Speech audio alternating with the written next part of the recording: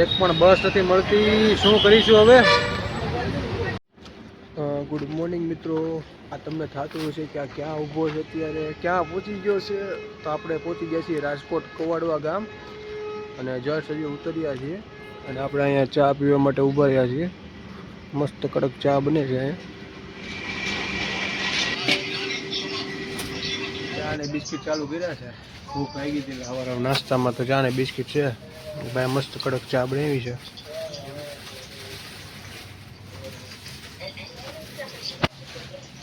મળીએ એક રોજ.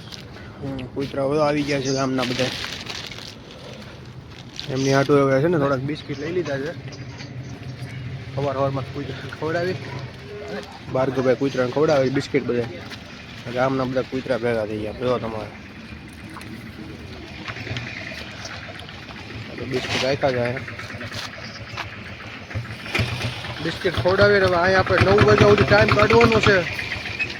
9 વાગ્યા પછી ફેક્ટરી ખુલશે.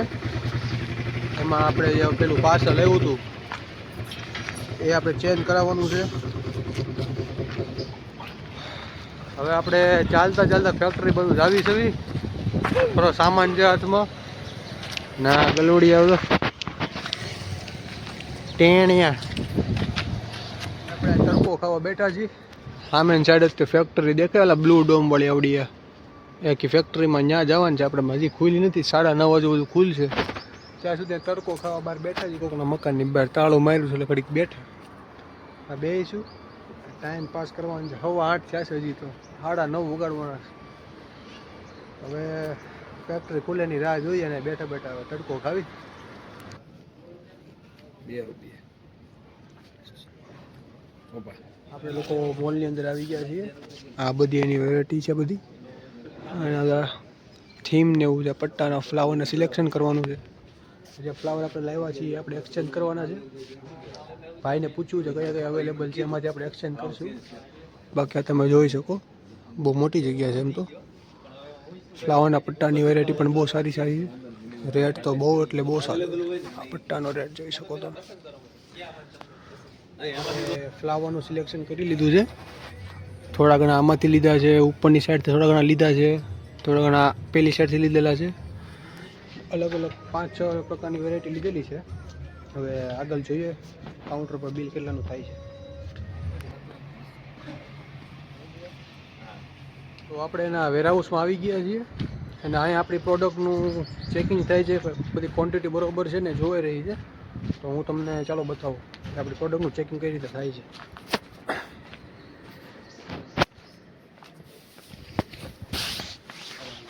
તો આપણે ફેક્ટરીના કામ બધા પૂરા થઈ ગયા છે. ફ્લાવર એક્શન કરાવીને એક નવા ફ્લાવર એડ કરી દીધા છે. હવે સામાન 2-3 દિવસમાં અહીંથી નીકળશે એટલે આપણને ડિલિવરી મળી જાય એકાદ દીમાં. એન્ડ હવે આપણે નીકળીએ છીએ બસ અને પડીકાની ખરીદી કરવી છે. સ્ટોલ આવ્યા છે. શું લેવાનું છે? એક આપણે સેવ મમરા લઈ લો. આપણે બસની વાટે રોડ ઉપર બેઠા છીએ, હાઈવે ઉપર. માંડવી પાક ખાવી છે ગલ્લેથી લીધું હમણાં. હું ભાર્ગવભાઈ રોડ ઉપર બેઠા છીએ. હવે એકાદી બસ આવે તો એ ઊભી રાખશું ને બેસીશું એમાં. પછી હવે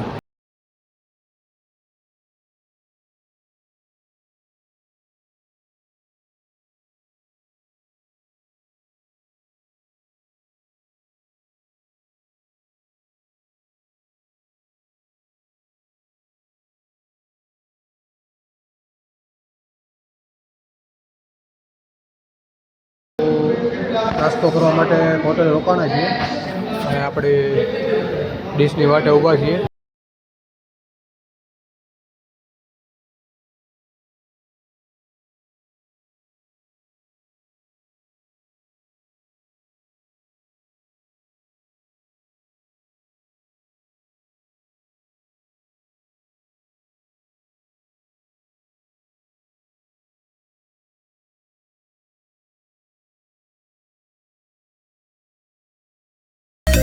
એક પણ બસ નથી મળતી, શું કરીશું હવે?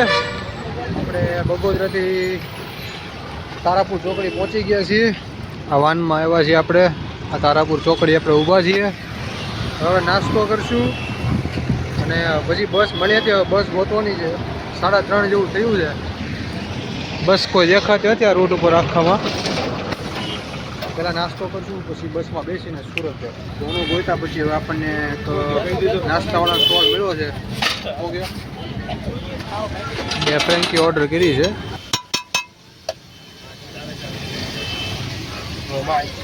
આપણી ફ્રેન્કી આવી ગઈ છે, તો હવે નાસ્તો કરી લઈએ. આપણને વડોદરા લગીની બસ મળી ગઈ છે. માંડ એક મળી છે. હવે એમાં બેસી ગયા છે. ત્યાંથી આપણે બીજી બસ કરવી પડશે. કેબિનમાં જગ્યા મળી છે, બેસી ગયા છે. હવે જો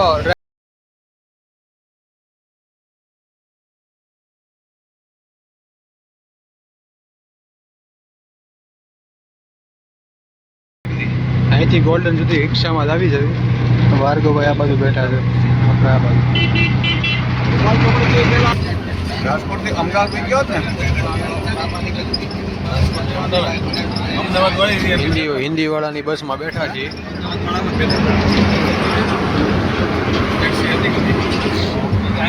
માંડ બસ મળી છે, લઈ ગયા. 100 રૂપિયા બેઠા છીએ. તો બધા હિન્દી વાળા ભેગા બેઠા હોય છે. બધા હિન્દી વાળા. આપણે હિન્દી વાળાની બસમાં આવ્યા છીએ.